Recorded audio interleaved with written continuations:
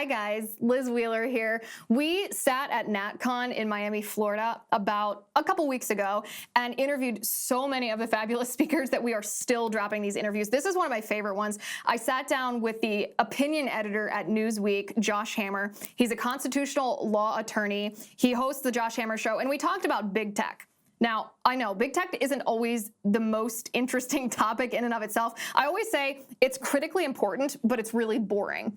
And I think that's actually how we prefaced the interview. We were laughing about it before we sat down when I said, all right, let's try to make a boring topic interesting because it needs to be talked about. One of the things that is not often discussed when it comes to big tech is how to take the conglomeration of different solutions and package them into an effective strategy to actually stop big tech from what they're doing. So that's what Josh and I talked about. We came up with 5 solutions that, if they're all implemented at the same time, would actually solve the big tech problem here. Big tech problem obviously being collusion with the mainstream media and specifically the government against conservatives just for speaking about conservative opinions, whether that's on transgenderism or election integrity or whatever else it is. January 6th, perhaps. And one of the most interesting things, I think you'll agree with this, is Josh made an argument that I had not heard before. He made an argument about Section 230, not just an argument that, oh, our legislature should get rid of this, that it should be reinterpreted. Josh says that Section 230 might actually be unconstitutional the way that it is interpreted, meaning a solution to Section 230 could come from the courts, no legislature necessary. I think you're really going to enjoy this interview. It's hopefully interesting and extremely informative. It's really a roadmap for how we as conservatives can once and for all stop just complaining about big tech and do something to take care of the problem. So enjoy. Hello, welcome to the Liz Wheeler Show. I'm Liz Wheeler. We are here in Miami, Florida at NatCon 3. And sitting with me is Josh Hammer of Newsweek, also the host of the Josh Hammer Show, and of course, my good friend. Josh, good to see you. Liz, thanks so much for this. It's always a pleasure to see you. Okay, so let's continue the conversation that we were having immediately prior to this. This is what always happens when we sit down. We start having a conversation, and then we remember we're supposed to have it on air. You've written 2 columns that I think all conservatives should be paying attention to, related to big tech, related to the monopoly that we are facing that is aimed at stifling conservative voices in our country. So first of all, let's go to the state of Missouri, which is where you focused, and on what the Attorney General of the state of Missouri, Eric Schmidt, is doing related to investigating whether big tech has actually violated a law or just violated morality with the censorship of conservatives and Republicans. Tell me about that. Yeah, so Eric Schmidt's a very good attorney general. He's one of the best attorneys general out there from my perspective. So he and Jeff Landry, his counterpart in Louisiana, back in May, filed this 2-state lawsuit basically seeking to expose the extent of collusion between the Biden administration and the big tech oligarchs. And what Eric Schmidt did was, within the past couple of weeks, he released this pretty must-see Twitter thread where he goes in detail. He releases these emails that they have discovered as a result of this litigation through subpoena, through the discovery process. They have the names redacted, obviously. But in the course of these emails, you see very, very explicitly confirmed what a lot of us were expecting for the past year and a half since Biden took office, which is they have been working hand in glove with Meta, with Facebook, with Twitter, with Google to censor, quote unquote, COVID misinformation. I mean, some of these emails between the Biden administration and the Facebook.com or meta.org, whatever the heck it is, between those email addresses, literally show that they were holding weekly, monthly emails. And they were naming names. I mean, sometimes they were literally naming names as to who was spreading, quote unquote, misinformation. That revelation, that Twitter thread from Eric Schmidt, came right on the heels of this other excellent op-ed in the Wall Street Journal from Vivek Ramaswamy and Jed Rubenfeld, the Yale law professor, where they show, I think through pretty clear and convincing evidence, that Twitter specifically worked directly with the Biden administration to deplatform Alex Berenson, who was kind of ground zero of all of the regime's wrongthink when it comes to all things COVID-related, vaccines and all of that. So it's bad stuff. Unfortunately, it confirms a lot of what I think we've suspected for a while now. And personally, I think back to July 2021, back when Jen Psaki was still the White House press secretary before we got this current awful Karine Jean-Pierre, however you pronounce her name. But when Jen Psaki was there in July 2021, at least I can distinctly remember this one time where she kind of just let the the cat out of the bag. She was speaking to the White House press corps, and she starts bragging about how the Biden administration was trying to tamp down COVID misinformation. It's the same thing. I don't want to That's the Dirty Dozen comment, right? Exactly. There are like these top purveyors of misinformation that are on some White House blacklist. Exactly. That's really creepy stuff. It's totally creepy. Like, you know what it reminds me? I don't want to get too far ahead of ourselves, but it reminds me exactly of Mark Zuckerberg's recent revelation to Joe Rogan, which is how the FBI basically not so subtly threatened Facebook to, algorithmically derank and censor and shadow ban the dissemination of the Hunter Biden laptop story in October 2020. When the FBI, when Jen Psaki, when these government people kind of wag their finger and they kind of give an implicit quid pro quo, like they implicitly threaten you if you don't take their action. First of all, that's unconstitutional. First of all, that is literally unconstitutional under pretty well-established Supreme Court case law. Take us through that. Sure. So those same two authors, actually, Vivek Ramaswamy and Jed Rubenfeld, their predecessor op-ed to the one that happened last month in August, it was a fabulous op-ed. Cannot recommend the viewers the viewers read it enough. It was back in January 2021. It was entitled, quote, "Save the Constitution from Big Tech." And they really just walk through how the Supreme Court has consistently, time and time again, said. So, for example, in a 1971 or 73 case, or an early 1970s case called Norwood versus Harrison, the Supreme Court said that it is axiomatic, it is self-evident that the government cannot immunize purportedly private actors to do that which the government itself cannot do. So, put another way, Section 230 actually happens to do exactly that, by the way. They literally taken at face value, or at least the way that the courts have interpreted Section 230. Is Section 230 unconstitutional? It is unconstitutional the way that the courts have interpreted it. So if we really want to get legal nerdy here, there's actually a canon of constitutional interpretation called the doctrine of constitutional avoidance, which basically means that judges should construe statutes to be reconcilable with the Constitution and not incompatible with it. It's like what Roberts did with Obamacare, right? Exactly. That's that doctrine taken to its extreme logical conclusion, which illogical conclusion. Right, maybe. exactly. But for reasons of a more prudential, we might say, application of constitutional avoidance doctrine, judges should much more narrowly construe the Section 230 immunity, because it's kind of broad, sprawling immunity, which the courts have generally held over the past 15, 20 years. That would be unconstitutional under Supreme Court case law, yes. Do you think the current Supreme Court would declare it to be unconstitutional if a challenge to it reached their bench? I'm not sure. It's a good question. The problem, I think, is that Clarence Thomas is probably the only justice so far who has explicitly written on this issue. He had a fabulous concurrence in this April 2021 case called, Biden versus Knight First Amendment Institute, where he actually really talks about Section 230. He talks a lot about common carrier regulation, which I think is only going to get more traction. I think, frankly, that's kind of where our movement kind of has to go when it comes to these big tech oligarchs. I'm not particularly happy about that, but that's... My viewpoints on that have changed in the past couple of years. I used to be opposed to that, but now that I see the reality of what it is, I'm not sure what the other solution is. Right. I mean, here's the problem. So common carrier regulation, to kind of go full common law 101. So it's really not that scary of a doctrine. I mean, this is kind of a venerable English common law doctrine going back to 1500, 1600. So the way that the great English common lawyer Sir Matthew Hale kind of summarized what common carriage is you immunize a purportedly private actor's conduct to a certain extent if that actor's conduct is so clothed in the public interest that you have to regulate it on non-discrimination grounds. So put another way, you give this private company some sort of immunity in exchange for a non-discrimination principle. The railroad companies are kind of a classic example of that. So the railroads are given various types of tort law immunity, and they can't discriminate on customers. But when it comes to modern common carrier application, it's not just the railroads. So the phone companies are regulated as common carriers under Title II of the 1934 Communications Act. ISPs, internet service providers. I mean, ISPs are common carriers. So frankly, I look at kind of the landscape that we're in right now, especially what happened to Parler back in January 2021.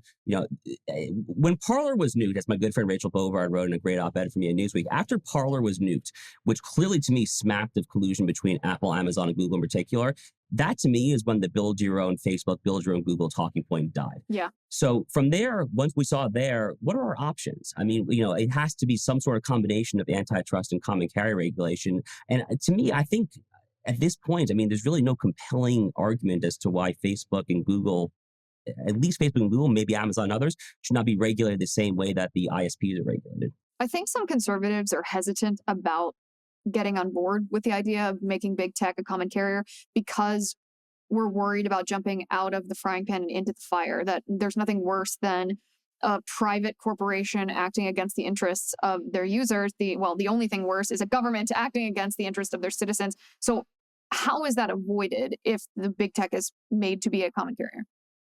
Well, if big tech is actually made a common carrier, and really in particular here, I'm most focused on Facebook and Google probably. Google's interesting. I mean, the thing here is that antitrust and common carrier, I think, are both interesting remedies to our various big tech woes, but they're kind of mutually exclusive. So basically, put another way, if you use antitrust, kind of old school Teddy Roosevelt fashion, to kind of break up Amazon or Google, then you necessarily should be less willing to slap common carrier regulation on because it'll be smaller, less powerful, and so forth, right?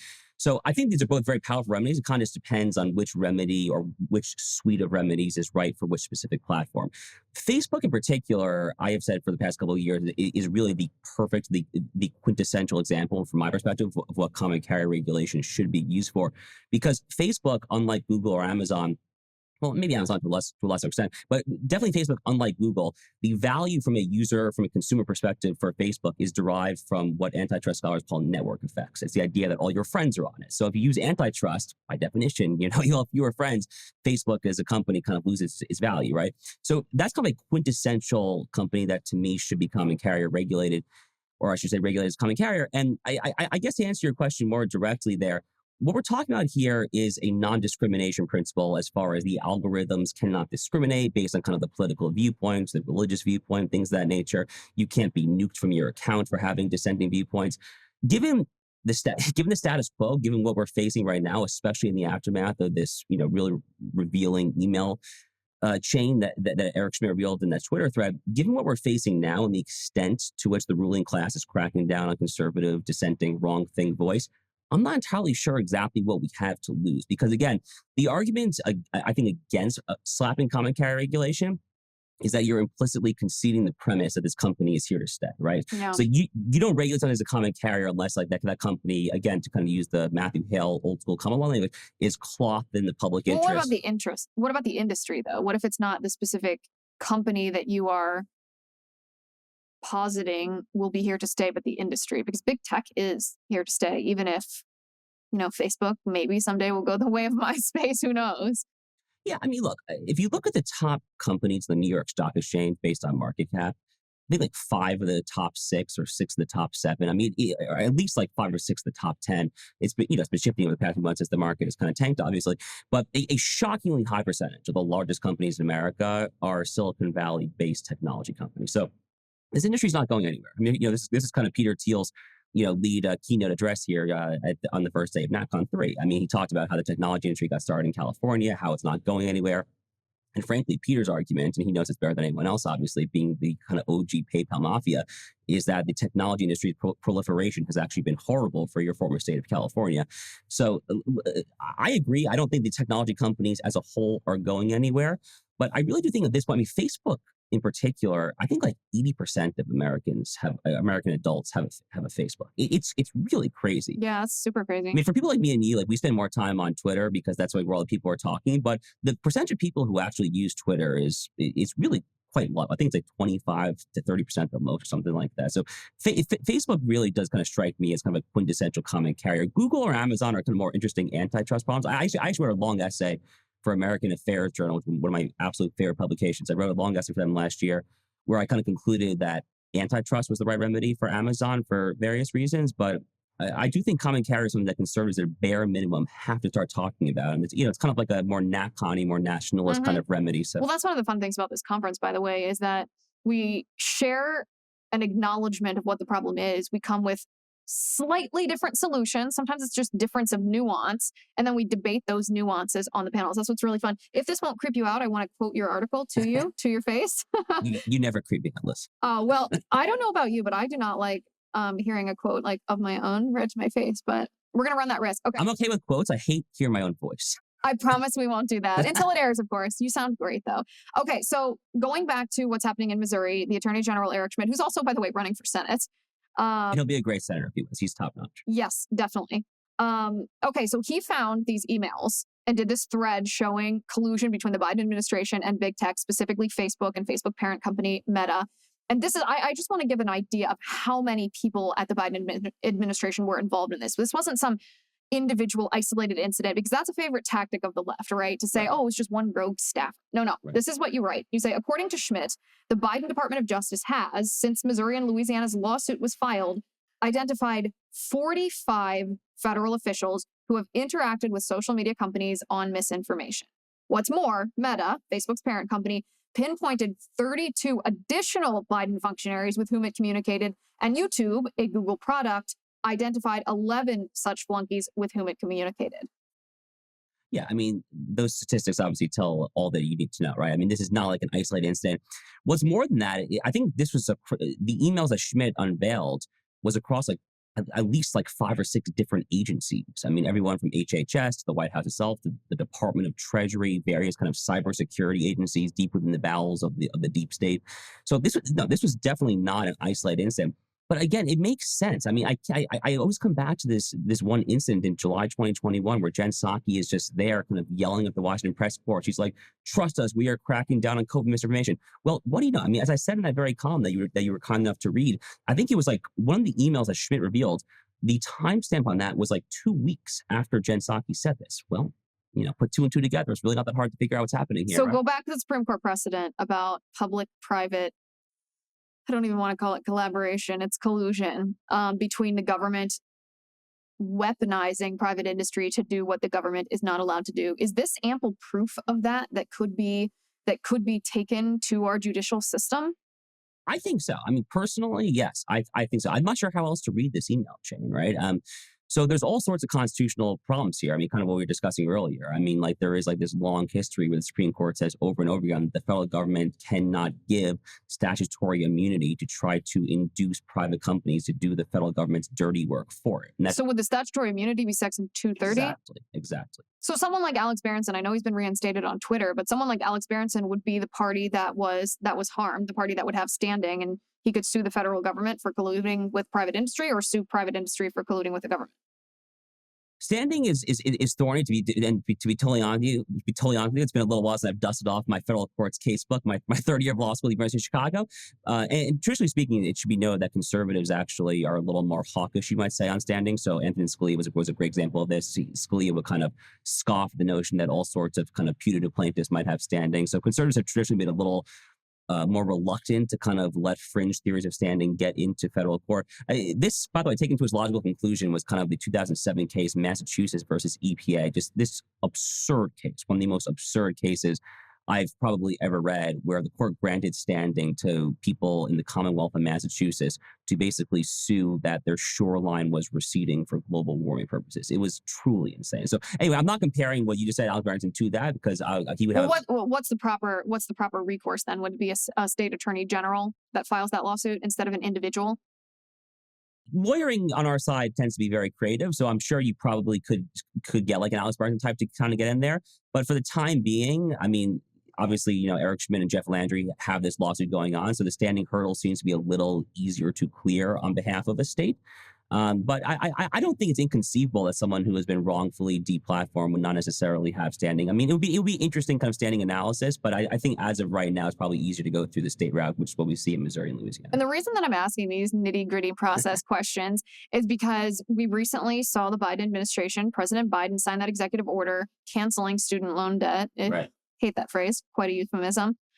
But there's not really a good way to litigate that. We all know it's unconstitutional. The Biden administration knows it's unconstitutional. Nancy Pelosi last year said Biden didn't have the unilateral authority to do that. Right. Only Congress could do that if they pass legislation. Biden can't simply erase student loan debt. He can't redistribute it. He did it anyway because it's not easy to challenge. It might be easy to challenge politically, meaning running advertisements, using that as a talking point, fomenting the fact that so many people on both sides of the aisle actually are very unhappy about that. But it's not easy to fix from an appeal standpoint, from a legal standpoint. And that's my question with this, is I think a lot of people myself included, understand the threat of big tech now. They know that it's not just, oh, they're kicking off Alex Jones, Right. and maybe Alex Jones shouldn't have said that. It's too bad that he got kicked off, and that's unfair, but whatever. They understand that big tech is truly a threat to free speech in America. They are the arbiters of what conversations can be had. They arguably impacted the outcome of the 2020 election with what the FBI did with Facebook. You mentioned this before. Mark Zuckerberg on Joe Rogan said the FBI came to us and said, this is Russian disinformation. These are the elements of it. And Facebook obeyed. They censored the Hunter Biden laptop story. If Democrat voters had known about that, Democrat voters themselves admit they might have changed their vote. Yep. That is more meddling in a presidential election than anything the Republicans have been falsely accused of doing. And I think a lot of us just sit here and wonder, okay, we understand what's happening here and how bad this is, what a threat it is, but what do we do? I mean, we got to get our hands dirty. I mean, the time for kind of just like spouting platitudes is over. I mean, I think that antitrust and common carrier regulation are our most two potent tools right now. Personally, I don't understand why antitrust reform has not already happened, to be honest with you, because this is actually a rare issue where, at least kind of the view of antitrust that kind of I'm spouting here, which is like a more aggressive hands-on view. Ken Buck, the congressman from Colorado, who's speaking at this conference, is about to kind of give a speech on that matter as well. He'll kind of talk through the conservative case for like a more robust antitrust. We actually have a lot of friends on the left, in theory, on this issue. So like Lena Khan, who's a total progressive. I mean, like a far left lunatic in many ways. I'm sure she basically wants you and I in a gulag. She happened to actually write a fairly compelling Yale Law Journal note in 2017 called Amazon's Antitrust Paradox that I reviewed before I wrote that essay that I mentioned about Amazon. It was actually quite good. I actually agreed with a lot in that note. So this is a weird issue where there actually is kind of a Venn diagram overlap, and that antitrust, honestly, even more so than Section 230, is probably where I see the most possible areas for actual legislation to get through. The problem on Section 230 is that the kind of standard Republican talking point, which I basically agree with, is to statutorily amend Section 230 to basically make the immunity provision contingent upon a First Amendment standard. So you basically only get your moderation immunized, your moderation decision immunized, if all First Amendment protected speech is there on the platform. I think that's common sense. So basically, conservatives, what I'm trying to say is they want more free speech on big tech platforms. That's not what the progressives want. I mean, they want the exact opposite. I mean, they're still talking about Russian collusion, the Facebook ads from 2016. So I don't think there's actually a whole lot of Venn diagram overlap on Section 230. Everyone kind of hates it, but from totally different directions. Antitrust is actually, I think, one issue where there's actually potential, honestly, area of overlap there. I continue to be optimistic about that. My good friend Mike Davis. So I volunteer as among the titles I can't remember that I have.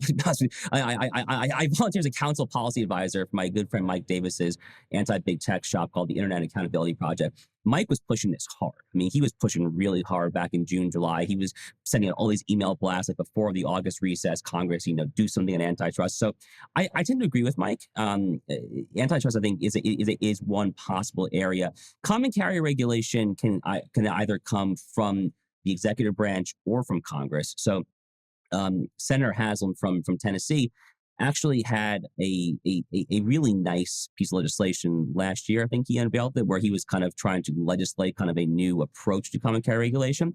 But they also could do it regulatorily. They also could kind of just go to like a Republican president. Right. I mean, they could just kind of slap that same Title II 1934 Communications Act regulatory label that we applied to the phone companies. You could probably do that through administrative fiat, or you could pass a new law that actually directly applies to big tech. But I am cautiously optimistic on antitrust and common carrier regulation. I think our side is slowly waking up to the threat.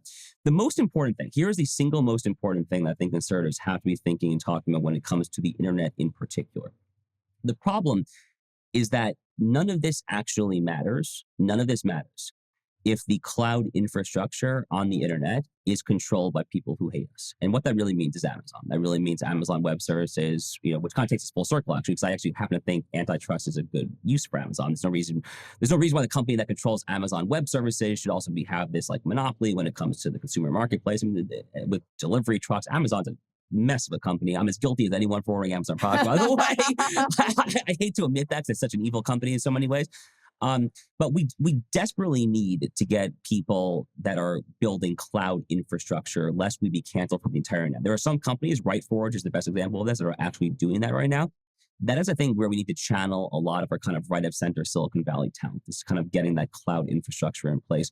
way above my pay grade. I'm not a computer science guy, to be honest with you, but we need to get more people that are invested in learning, quite literally learning to code to get us cloud space on the internet, so that we are not going to be taken off the internet in its entirety ultimately. Because you can literally be taken off Twitter for saying learning to code.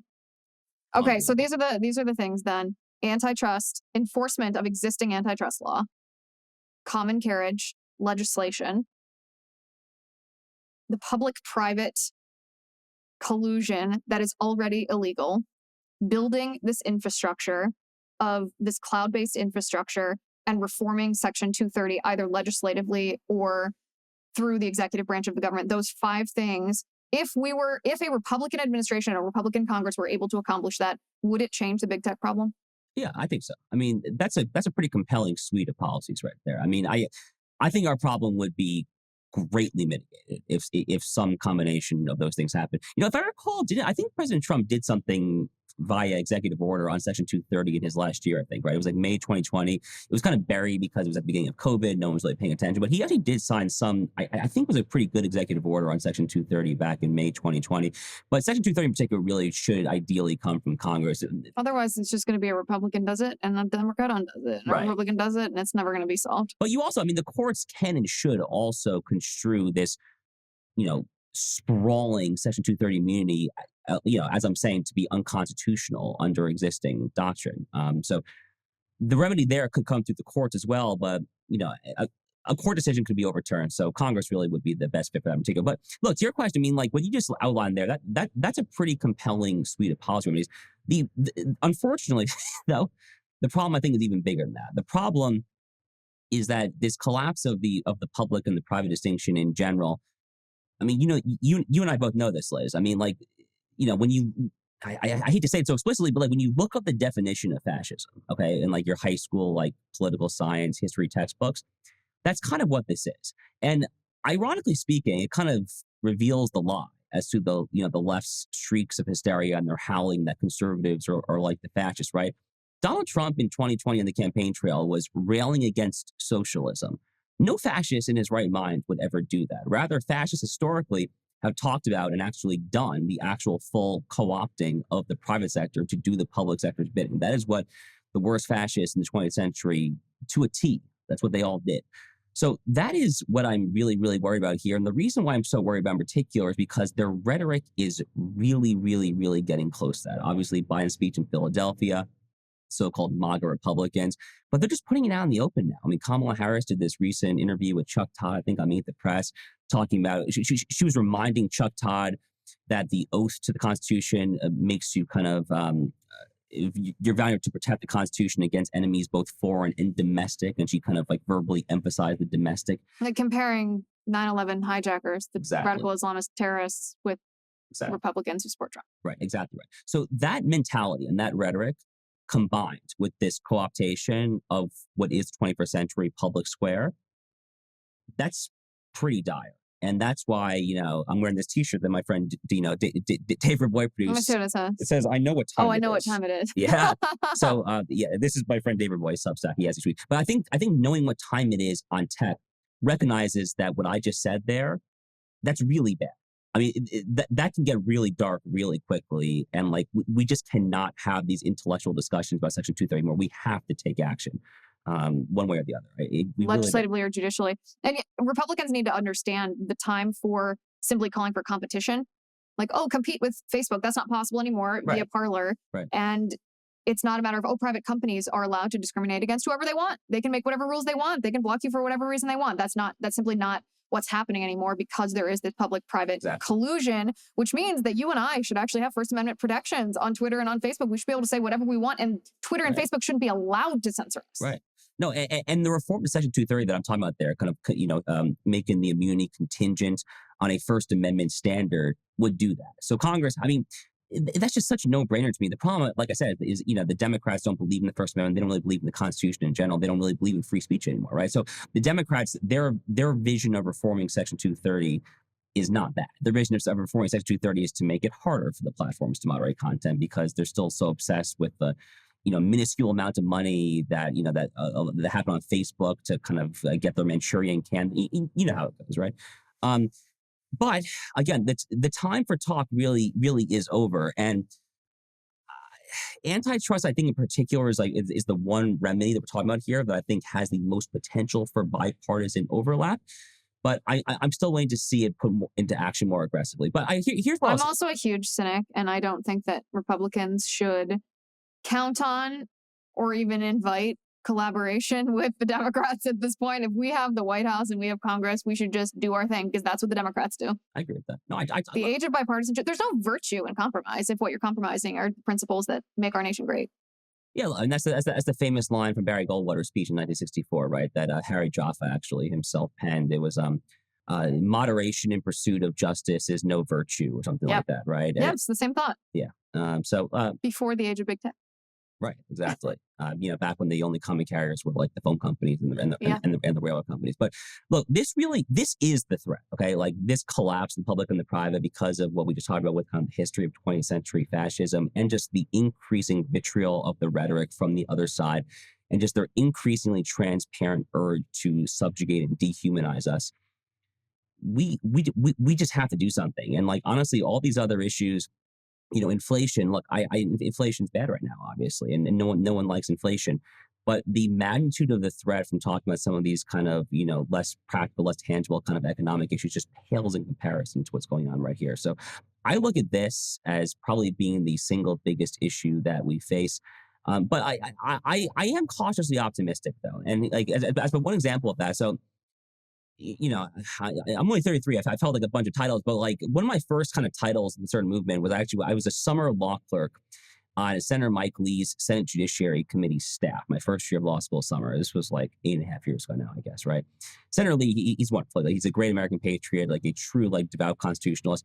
But back then in 2014, he was the ranking member, I think, on the antitrust subcommittee. I think he's still involved with the antitrust subcommittee on the Senate Judiciary Committee. Anyway, back then in 2014, he was so doctrinally kind of laissez-faire and antitrust that I'm not entirely sure that he, in theory, would have ever thought that there was like such thing as a merger that should not go through. Nowadays, Mike Lee has actually kind of teamed up, at least as recently as last year, with Chuck Grassley of Iowa. They have kind of a Section 230. Oh, no, sorry. Well, Mike has been involved in 230 as well. But Lee and Grassley actually had an antitrust bill that wouldn't go as far as Josh Hawley, who's probably the most aggressive on this, but it would be a dramatic improvement on the status quo. What the Lee Grassley bill would do is it would statutorily codify Bob Bork's consumer welfare standard for antitrust into law, because currently the consumer welfare standard is just judge-made law. It's just kind of what the judges do. It's not actually in the U.S. code anywhere. So it would statutorily codify that. But they would take a very broad view of what consumer welfare entails. So under current judge-made law, the consumer welfare standard really just means lowest prices, full stop, end of story. The problem is, as you know, is that when you take that very narrow price-centric consumer welfare standard and you apply it to big tech, the paradigm entirely collapses because these services are free. Yeah. So of course, there's no antitrust problem. But what the Lee Grassley legislation would do, and it's been a little while since I reviewed this, but if I recall correctly, they would make sure that price, privacy, and all sorts of these other concerns, the statute would codify that, and it would require judges to kind of do this really broad balancing test for the antitrust analysis. So all that's to say, even Mike Lee is kind of moving in this direction, I'm really kind of optimistic about where kind of the center of gravity of the Republican Party is headed. But again, like, don't take it from me. I mean, just like look at all the anger and frustration out there. I mean, this Eric Schmidt thing was a big deal. I mean, it was a huge deal. Yeah, and I think the American people are waking up. Like I said, I fully admit that my views have changed on how we should handle big tech because I understand now the reality of what we're facing. And I didn't understand the reality of what it was that big tech was doing and who they were doing it with at the beginning. And when your information changes, your output changes. So there's no shame in changing your mind. By the way, that's a fundamentally conservative approach what you just said. I mean, when the information changes, your view changes. That's kind of just like bread and butter empiricism. I mean, that is like Edmund Burke 101. Is like looking at the world in less kind of dogmatic ideological lens and kind of just empirically observing and be willing to adjust your policies or how things should go based on what is actually happening. I think that's profoundly conservative. So I happen to agree with you. Well, I think we should end right there on you calling me Edmund Burke, and that should be the last thought in everyone's mind here at NatCon 3, which is a conference of the Edmund Burke Foundation. So thank you for sitting down with me. This was great. Your work on this is great. It's hard to untangle all the big tech stuff, but when you do, we do have a course of action that we can take. Republicans should, people, citizens, you and I, and everyone watching and listening to this should contact our elected representatives and tell them, this is what you should do. This is what we hired you to do. And if we do that, and if Republicans listen to us after we elect them, then we will be able to solve this problem. It's not unfixable. It's not unfixable. I mean, I'm not promising that the problem's going to go away tomorrow if we take like one remedy or two. But that suite of remedies that you outlined earlier, there were like 4 or 5 there. That was a very powerful, potent combination. So there you go. Well, then the entire United States Congress should take note. All right, guys. Let me know what you think. If there's anything I missed, comment below this. Let me know what else we should force our Republican elected officials to do when it comes to big tech censorship of us. You can comment at LizWheelerShow.com/locals. That's the best way to get in touch with me. LizWheelerShow.com/locals. Thank you for watching. Thank you for listening. I'm Liz Wheeler. This is The Liz Wheeler Show.